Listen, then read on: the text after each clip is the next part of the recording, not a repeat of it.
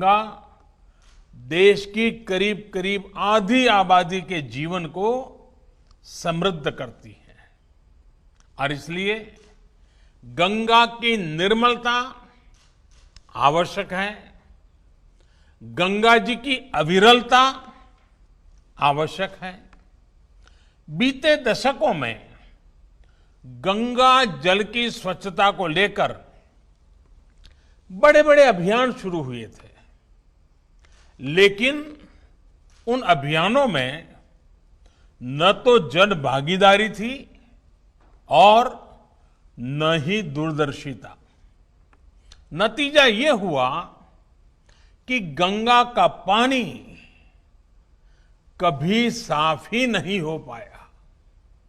साथियों, अगर गंगा जल की स्वच्छता को लेकर वही पुराने तौर तरीके अपनाए जाते तो आज भी हालत उतनी ही बुरी रहती।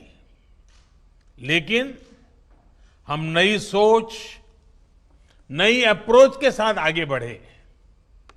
हमने नमामि गंगे मिशन को सिर्फ गंगा जी की साफ सफाई तक ही सीमित नहीं रखा, बल्कि इसे देश का सबसे बड़ा और विस्तृत नदी संरक्षण कार्यक्रम बनाया। पहले इन्हीं चीजों पर ज्यादा टैक्स लगा करता था, लोगों को अपनी जेब से ज्यादा पैसे खर्च करने पड़ते थे। लेकिन आप देखिए, इन लोगों को जीएसटी से भी परेशानी।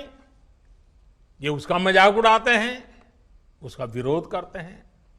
साथियों, ये लोग न किसान के साथ है, न नौजवान के साथ और न ही देश के वीर जवान के साथ है। आपको याद होगा, जब हमारी सरकार वन रैंक वन पेंशन लाई, उत्तराखंड के हजारों पूर्व सैनिकों को भी उनका अधिकार दिया, तो ये लोग इसका भी विरोध कर रहे थे। देश के लिए हो, जो भी काम हो रहे हो, हर काम का विरोध करना इन लोगों की आदत हो गई है। उनकी राजनीति का एकमात्र तरीका ये यही है, बस विरोध विरोध विरोध। आप याद करिए, भारत की पहल पर जब पूरी दुनिया अंतर्राष्ट्रीय योग दिवस मना रही थी, पूरे विश्व में भारत गर्व कर सकता है योग पहुंच चुका है, तो ये भारत में ही योग का विरोध कर रहे थे। जिसने देश पर राज किया, वो आज दूसरों के कंधों पर सवार होकर देश हित से जुड़े हर काम का विरोध करवाकर अपने स्वार्थ को सिद्ध करना चाहता है। साथियों, हमारे देश में अनेकों ऐसे छोटे छोटे दल हैं जिन्हें कभी सत्ता में आने का मौका नहीं मिला।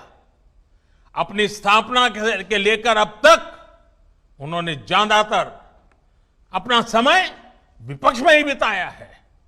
इतने वर्षों तक विपक्ष में बैठने के बावजूद उन्होंने कभी देश का विरोध नहीं किया, देश के खिलाफ काम नहीं किया।